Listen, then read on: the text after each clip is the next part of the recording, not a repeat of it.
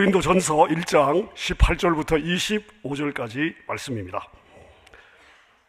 고린도전서 1장 18절에서 25절까지 우리 말씀 찾으시고 우리 한 절씩 교독하도록 하겠습니다. 18절 제가 먼저 읽겠습니다.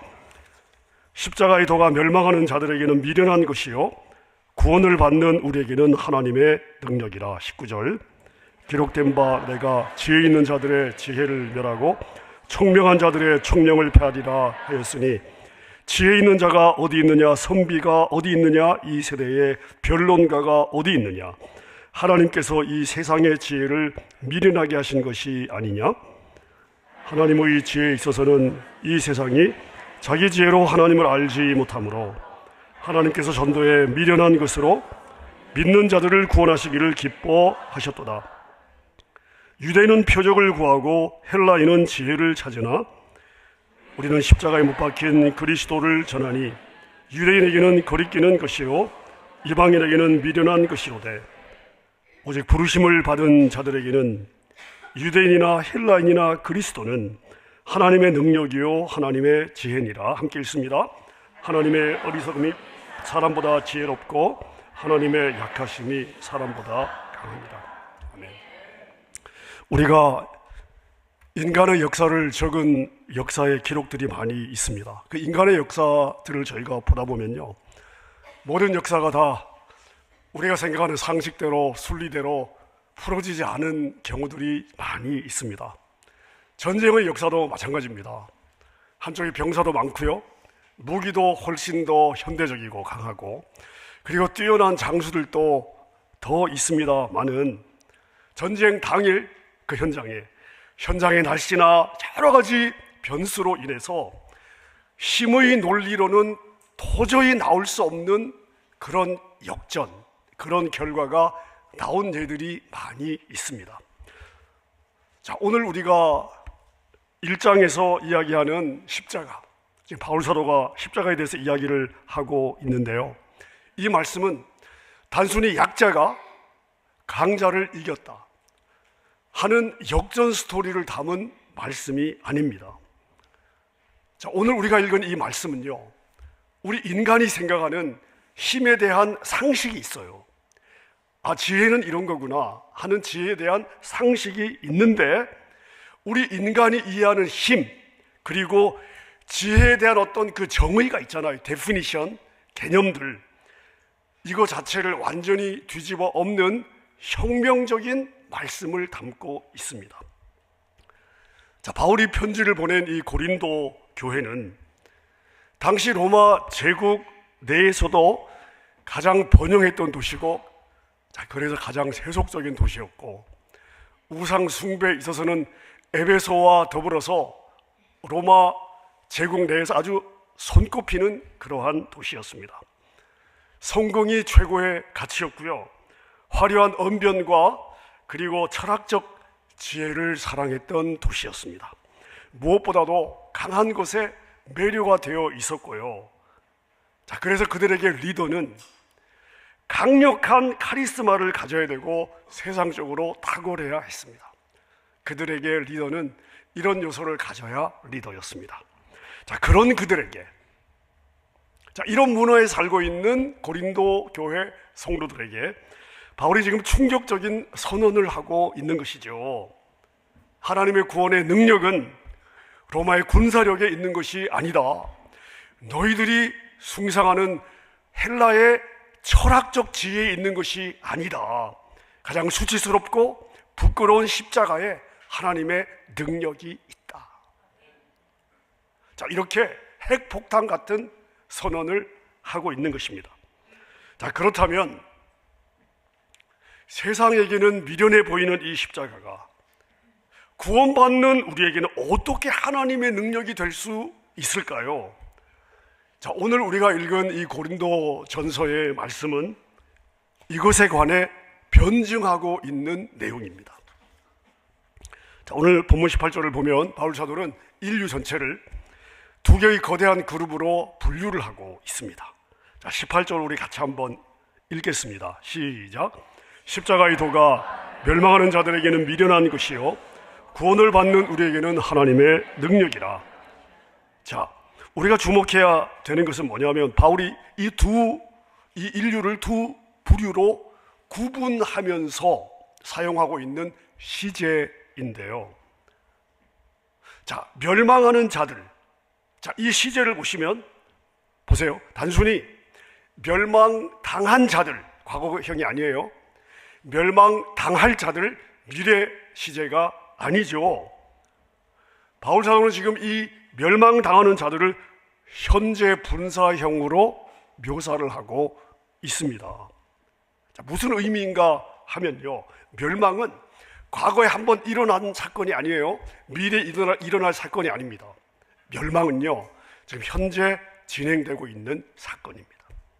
십자가를 거부한 자들, 세상을 쫓는 자들의 삶은 이미 부패 안에 들어와 있고요, 붕괴하고 있는 거예요.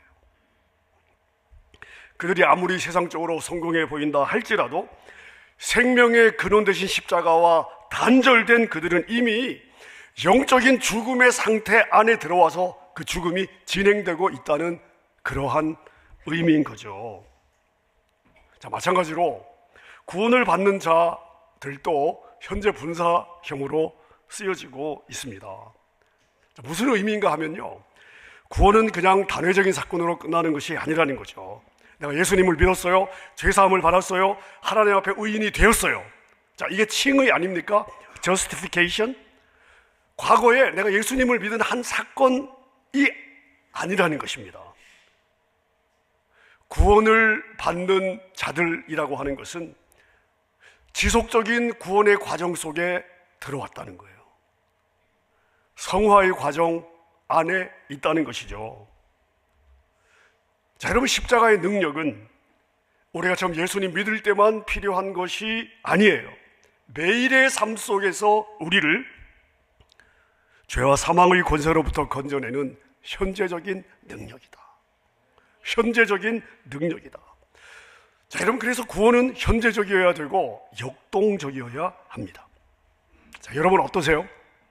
매일매일의 삶에서 십자가의 능력을 경험하고 있으십니까? 아니면 내가 예수 믿고 구원은 받았는데 현재를 보니까 세상 속에서 세상의 문화와 가치관에 빠져가지고요, 서서히 지금 영적인 생명력을 잃어가고 있어요. 자, 여러분은 어느 쪽에서 계십니까? 자, 이 질문에 여러분이 답을 하셔야 되는 거예요.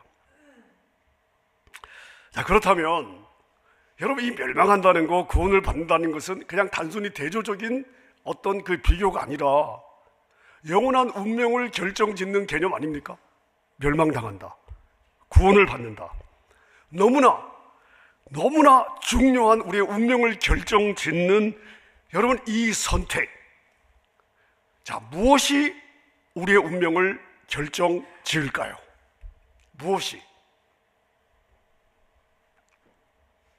멸망을 당할 수도 있고 구원을 받을 수도 있습니다. 무엇이 우리의 이 영원한 운명을 결정할까요?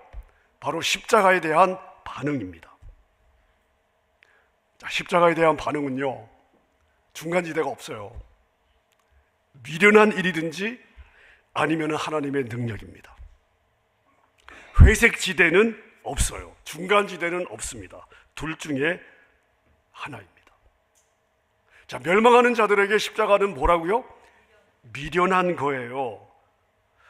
여러분, 그들의 눈에 십자가는요, 세상 천지에 이런 바보 같은 짓이 없는 겁니다. 자, 바울 사도가 지금 미련하다, 지금 이 단어는 영어에 모론이라고 미련, 바보, 천치라는 단어가 있잖아요. 그 단어의 어원이 되는 단어, 그 헬라어가 지금 바울 사도가 사용하고 있는 이 미련이라고 하는 말이에요. 자, 그러니까 세상의 엘리트들이 보기에 이 십자가는 단순히 틀린 게 아니고요, 그들에게 이 복음은 지적으로 너무나 열등하고 도대체 말이 안 되는 멍청한 주장이었던 것이죠. 유대인 목수 청년인데, 그것도 반역죄로 십자가에서 죽임을 당한 범죄자인데, 아니 어떻게 그 인물이 우주의 창조자가 되고 무슨 뭐 구원자니 이게 될 수가 있다는 말입니까? 이성적인 사람이라면 도저히 받아들일 수 없는 넌센스였던 것이죠. 자, 그런데 성령의 조명을 받고 구원을 얻은 자들에게 이 십자가는 무엇이냐? 하나님의 능력, 디나미스. 여러분, 이 디나미스, 능력으로 번역된 이 디나미스는, 자, 이 단어에서 다이나마이트라는 단어가 나왔습니다. 죄로 굳어진 딱딱한 마음을 무엇이 깨뜨릴 수 있습니까? 십자가가 깨뜨리잖아요. 사망의 권세를 폭파시키죠. 새로운 생명을 창조하죠. 겉보기에는 무력해 보입니다마는 그 안에는 원자폭탄보다 더 강력한 생명 에너지가 응축되어 있습니다. 어디예요? 십자가예요. 왜요? 거기 하나님의 능력이 있거든요.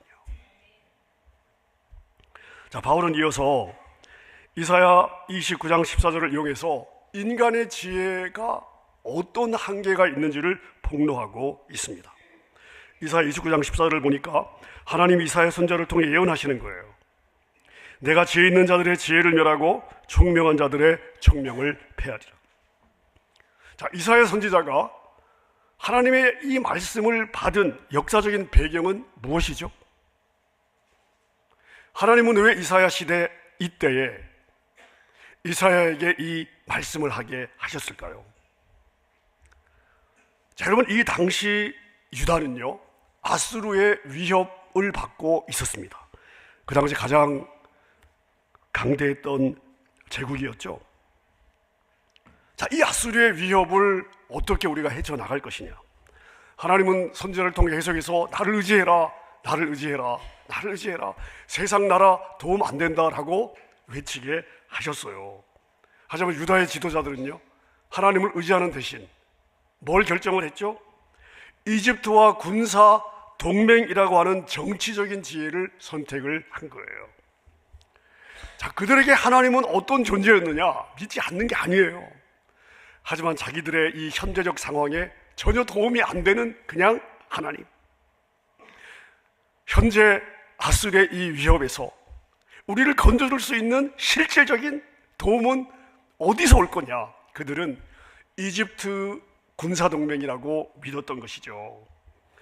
자신들의 외교술이 나라를 구할 것이다.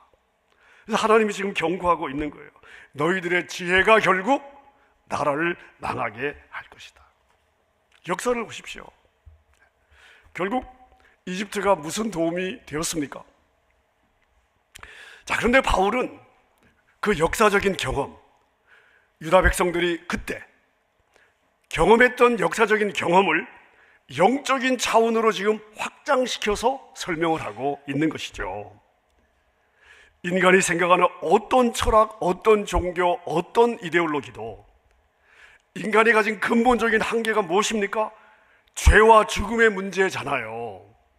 죄와 죽음의 문제를 해결할 수 없다는 거예요. 인간 지혜가 있어요. 하지만 그 인간의 지혜는 인간을 구원하는 문제에 있어서는 철저하게 무능하다, 도움이 되지 않는다고 말씀을 하고 있는 것이죠.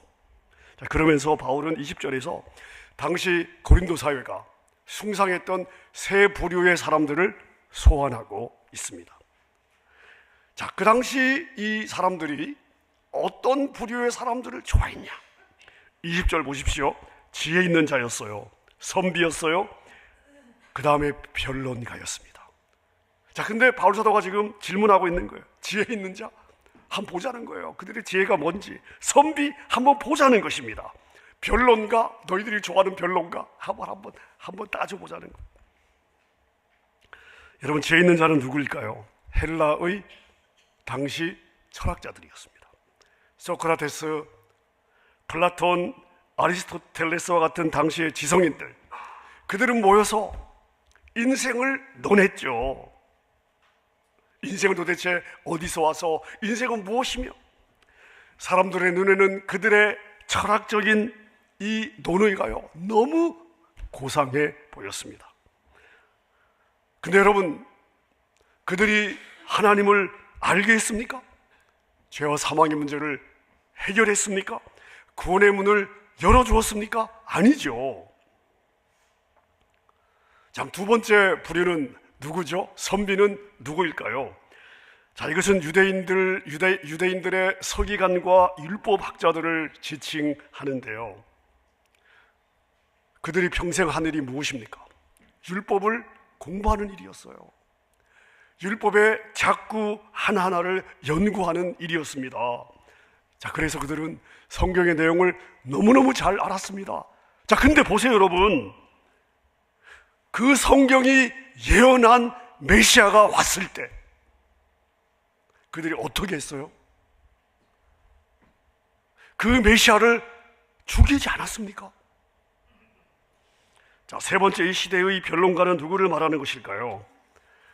그 당시 논쟁가와 수사학자들, 연설가들입니다. 그들은 고린도 시티 한가운데 있는 아고라라고 하는 광장에서 화려한 언변으로, 화려한 연설로 대중들의 마음을 휘어잡았습니다. 하지만 그들이 진리에 도달했나요? 아니죠.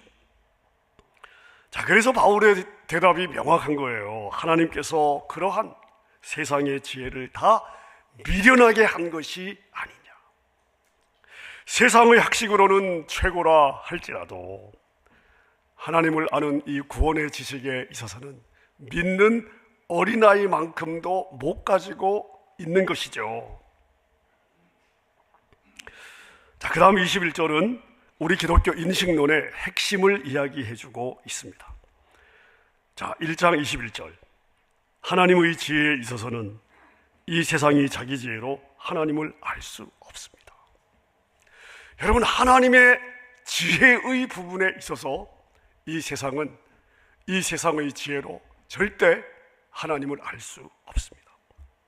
만약 여러분 철학적 사색이나 지적 탐구를 통해 하나님을 알 수 있다면 구원은 지능순이 되지 않을까요? 똑똑하고 교육받고 논리적인 엘리트들, 이해가 빠른 머리 좋은 사람들만 천국에 들어가지 않았겠습니까? 자, 그런데 하나님은 그 길을 어떻게 하셨어요? 막으신 거예요. 차단하셨습니다. 인간의 교만이 들어올 여지가 없게 하신 거예요. 자, 대신 하나님이 선택한 구원의 길은 뭐냐? 전도에 미련해 보이는 방법을 하나님은 선택하셨어요. 전도라는 방법을 통해 하나님은 자기 백성을 구원하기를 기뻐하셨던 거죠. 여러분, 하나님은 논리적인 설득이나 철학적인 방법으로 구원의 길을 열지 않으셨어요. 대신에 한 사건, 예수님의 죽음과 부활이라고 하는 이 사건에 대한 단순한 선포를 통해서 구원의 길을 열어주셨습니다. 세상이 보기에는 미련한 방법이 아닙니까? 상식적으로 볼 때 이게 어떻게 워킹할까 싶지 않습니까? 어떻게 2000년 전 유대의 한 청년, 그 청년의 죽음이 내 죄의 문제를 해결할 수 있겠어요? 그게 말이 돼요? 라는 질문 앞에서요, 우리 복음은 복잡하게 설명하지 않아요. 단순하게 믿으라고 이야기합니다. 여러분, 이러한 미련한 방식 덕분에 어린아이도, 그리고 배우지 못한 자도, 지적 장애가 있는 자도 누구든지 믿음으로 하나님께 나아갈 수가 있게 된 것이죠. 이게 역설적인 하나님의 지혜예요. 자, 그러면 이런 질문을 우리가 해볼 수가 있습니다. 유대인들은 왜 십자가를 거부했을까? 헬라인들은 왜 십자가를 거부했을까? 왜 거부했을까? 그들의 눈에는 왜 이 십자가가 미련하게 보였을까? 자, 이 질문에 대해서 바울 사도가 22절과 23절에서 대답을 하고 있습니다. 22절을 보니까 뭐라고 대답을 하고 있어요? 유대인은 무엇을 구하고? 표적을 구하고. 헬라인은 무엇을 찾아요? 자, 여러분, 이 유대인들이 십자가를 거부한 이유가 뭐냐? 유대인들은 표적을 구했다는 거예요. 십자가는 그들에게 표적이 아니었다는 것이죠. 여러분, 우리가 이 포인트에서 아니, 표적이라면 기적일 텐데, 아니, 유대인들만큼 기적을 많이 본 민족이 있어요? 아니, 예수님이 그들 눈앞에서 어디 뭐 산골짜기 데려가서 고쳐준 것도 아니잖아요. 수많은 군중 앞에서 불치의 병에 걸린 사람들을 얼마나 많이 고쳐 주었으며, 오병 여러 5천 명을 먹일 때 자기도 거기서 같이 먹었고, 죽은 자를 살리는 것도 눈으로 보았어요. 어느 세대 누구보다 많은 기적을 보지 않았습니까? 누가요? 유대인들이요. 근데 여전히 표적을 구한다면 도대체 이 사람들이 원하는, 보고 싶은 표적은 도대체 무엇일까요? 자, 여러분, 이 부분에서 우리가 당시 유대인들이 처했던 역사적인 상황으로 그들을 이해해야 되는 거죠.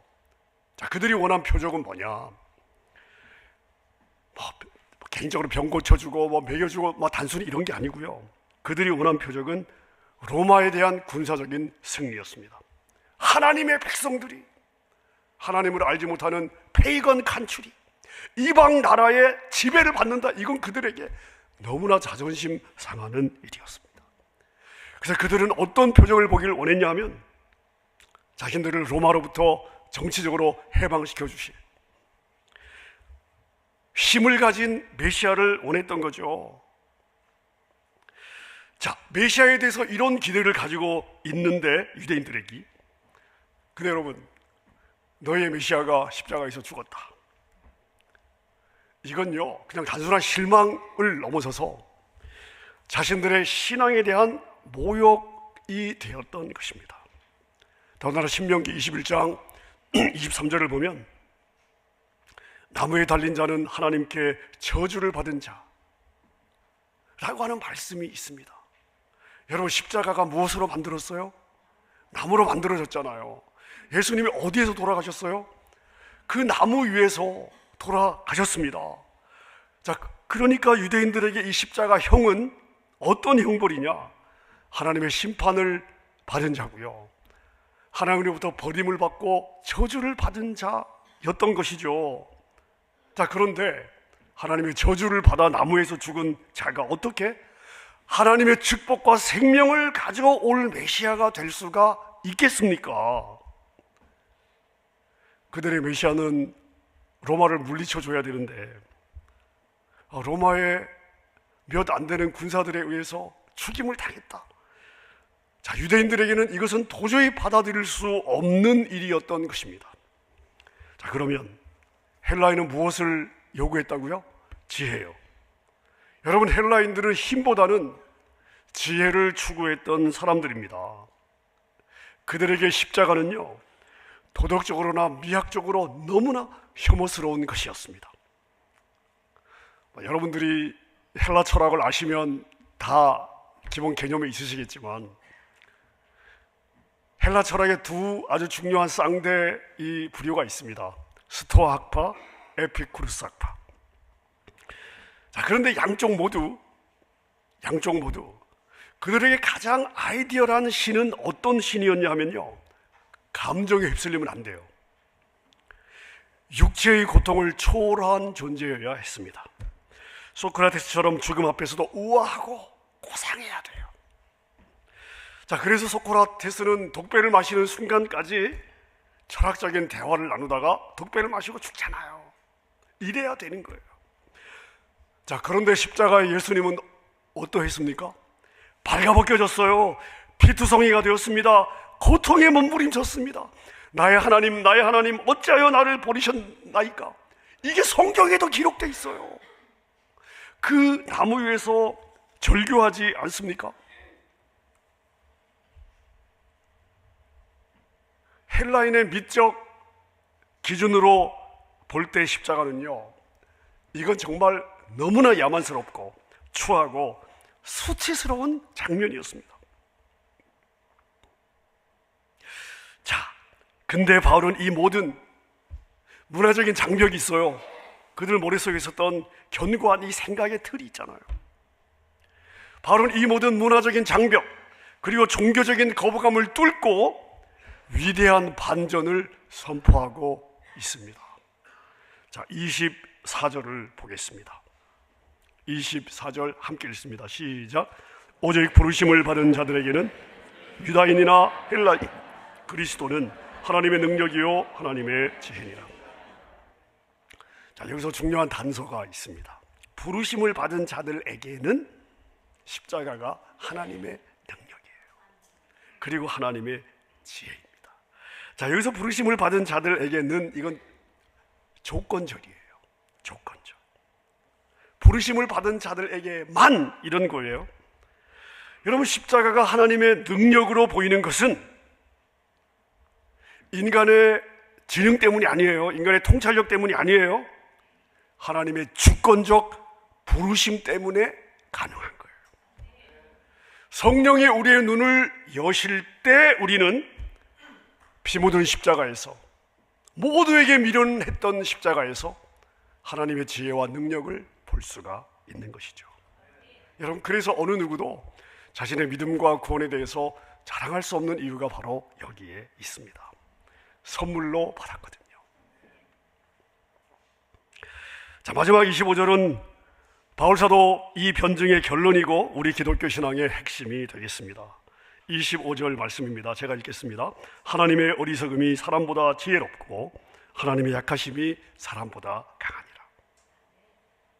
자, 여러분, 이것은 하나님께 진짜로 어리석음이나 약함이 있다는 것을 말하는 것이 아니에요. 자, 그렇지 않다는 것을 오히려 지금 역설적으로 표현하고 있는 것입니다. 인간이 가장 어리석다고 조롱하는 십자가 사건이 인류 역사상 가장 위대한 천재들의 지혜를 다 합한 것보다 더 지혜롭다는 것을 강조하는 것이고요. 인간이 가장 약하다고 무시하는 이 예수의 죽음이 로마 제국의 군사력이나 현대 핵무기보다 더 강력하게 사람을 변화시키고 세상을 구원한다는 것이죠.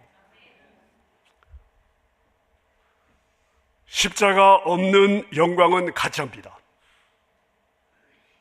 약함을 통과하지 않은 강함은요, 결국은 무너질 바벨탑에 불과한 거예요. 하나님은 우리가 약할 때 강함이 되시고, 우리가 너무 미련해서 십자가만 붙들 때 진짜 지혜가 되는 줄로 믿습니다. 말씀을 정리하겠습니다. 여러분, 십자가는 세상의 눈에는 미련해 보이고 망하는 길처럼 보이지만 하나님의 가장 강력한 지혜예요. 하나님의 가장 강력한 능력이고요. 그리고 승리의 비결입니다. 따라서 여러분, 우리는 살면서 수많은 세상의 논리들을 접합니다. 세상의 지혜를 접해요. 세상의 상식을 접합니다. 자, 그러나 십자가는 우리가 붙잡아야 될 유일한 구원의 길이다.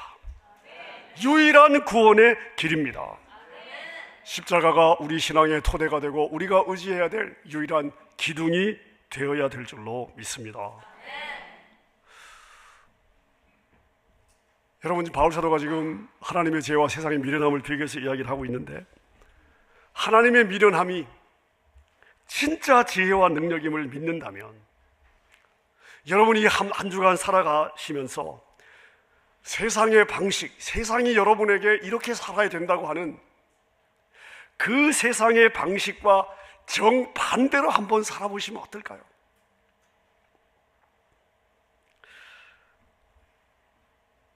저는 이것을 거룩한 바보라고 한번 이름을 지어 보았습니다. 거룩한 바보로 한번 살아보면 어떨까? 제가 세 가지를 여러분에게 제안드리고 싶습니다. 첫째는 뭐냐? 여러분, 이번 한 주간은 여러분의 약함을 감추지 말고 드러내 보십시다. 우리는 세상을 살아가면서 척을 해야 되는 부담이 많이 있어요. 강한 척 해야 되고요, 괜찮은 척 해야 되고요, 문제가 없는 척 가면을 써야 될 때가 많이 있습니다. 세상은 그게 지혜라고 이야기를 해요. 하지만 여러분, 여러분의 실수나 여러분의 부족함을 솔직하게 한번 인정해 보십시오. 자존심이 상하는 일 같습니다만은, 바보가 되는 것 같습니다만은, 과연 그럴까요? 우리가 우리의 힘을 빼고 우리의 가면을 벗을 때 여러분 그 빈자리에 하나님의 능력이 채워지는 신비를 경험할 수 있다고 믿습니다. 자, 두 번째요. 세상이 보기에 미련한 사랑을 한번 저질러 보십시오. 세상은 우리에게 이야기를 하지요. 받은 만큼만 돌려줘라. 손해보는 짓 하지 마라. 하지만 성경은 우리에게 뭐라고 이야기를 하고 있습니까? 누구든지 세상에서 지혜 있는 줄로 생각하거든 차라리 어리석은 자가 되라. 세상 앞에서 세상 보기에 지혜 있는 자가 되지 말고 오히려 그들 앞에서 그들이 보기에 어리석은 자가 되랍니다. 여러분, 이번 주에 도저히 용서가 안 되는 사람을 한번 용서해 주십시오. 나에게 아무런 이득이 되지 않는 사람에게 시간과 물질을 써 보십시오. 주변 사람들이 야, 너 왜 그렇게 사니? 너 바보야 라고 이야기할 만큼 계산 없이 한번 퍼주어 보십시오. 마지막 세 번째입니다. 여러분의 성공 기준을 바꾸십시다. 내가 오늘 얼마나 많이 벌었느냐, 내가 오늘 얼마나 많이 올라갔느냐가 우리의 성공 기준이 아니고 내가 오늘 얼마나 예수님을 의지했나, 내가 오늘 얼마나 예수님을 기쁘게 했나. 여러분, 이것이 우리의 성공 기준이 되면 좋겠습니다. 십자가의 길은 세상이 볼 때 미련한 길입니다. 하지만 그 길 끝에 진짜 생명이 있어요. 이번 한 주간 세상이 감당할 수 없는 거룩한 바보가 되어서 십자가의 능력으로 세상을 이기는 저와 여러분 될 수 있기를 우리 주님의 이름으로 축원합니다. 우리 말씀 생각하면서 함께 찬양하겠습니다. 약할 때 강함 대신에 나의 보배가 되신 주, 주 안에 있는 보물을 나는 포기할 수 없습니다. 십자가 죄사였네 쓰러진 나를 세우고 나의 빈잔을 채우네. 우리 신앙의 고백입니다. 함께 우리 찬양합니다. 약할 때 강함 되시네 나의 보배가 되신 주, 주 나의 모든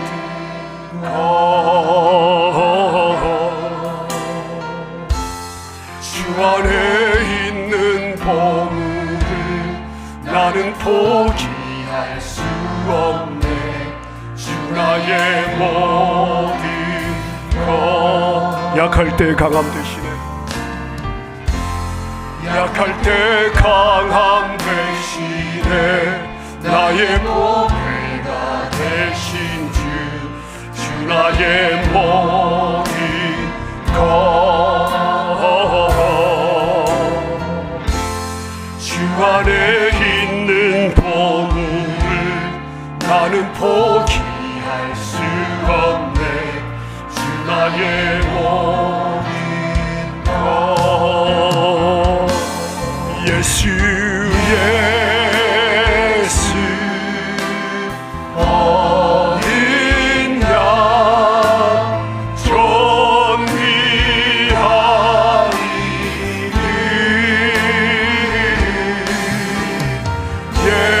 예수 어린 양 존귀하리니.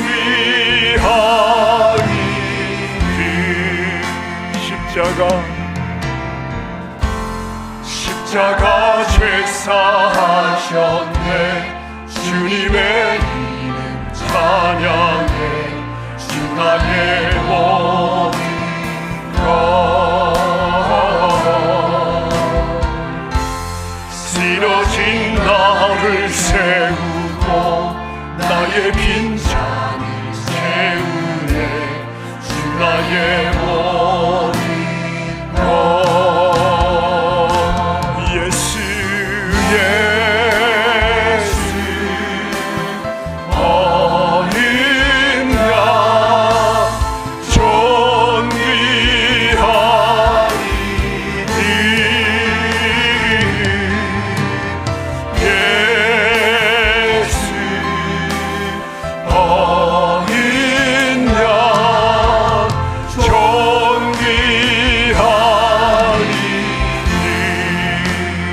예수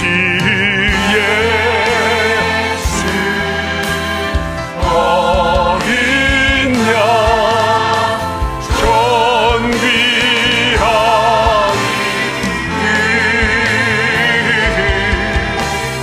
예수 어린 양 다시 한번 우리 고백하십시다.